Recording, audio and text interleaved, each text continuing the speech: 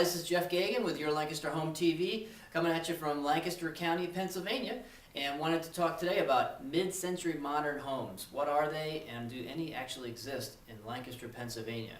When you think of Amish country, you don't necessarily think of contemporary homes, but they're here.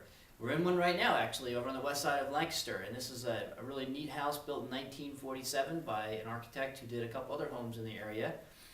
Mid-century modern homes are usually ranch-style houses, and they involve higher ceilings with beams. That's a hallmark of a mid-century modern home.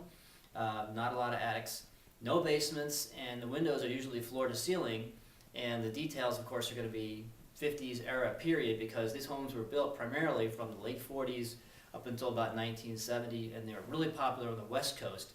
There was a guy named Eichler who made them really famous. I'm going to take a walk around this house and just show you a couple of really quick details that strike me as being mid-century modern in nature.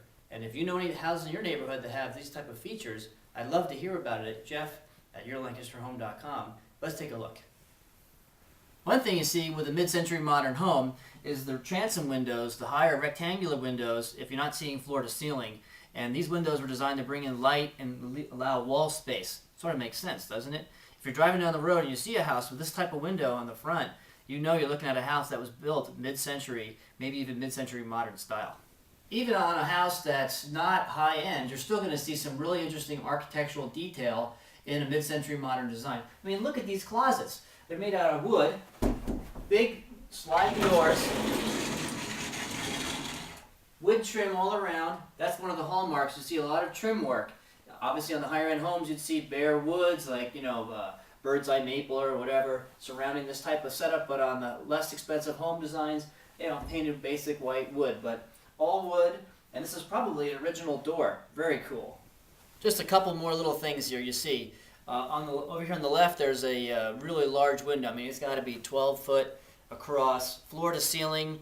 It doesn't open. It's just a really cool window, and it's designed to bring light and to bring the outdoors in. That was one of the big deals for mid-century modern designers.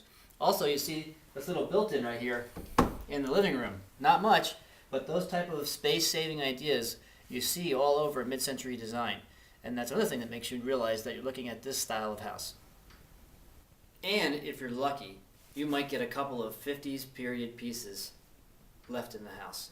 How cool is that? Outside, you see we have a sloped roof, flat, with you can see the floor-to-ceiling windows and also the transom windows, the high rectangular windows, and the siding going horizontally that way and vertically that way. Now, this is new siding, but they kept to the style of the mid-century modern look, and it doesn't change the view from the street.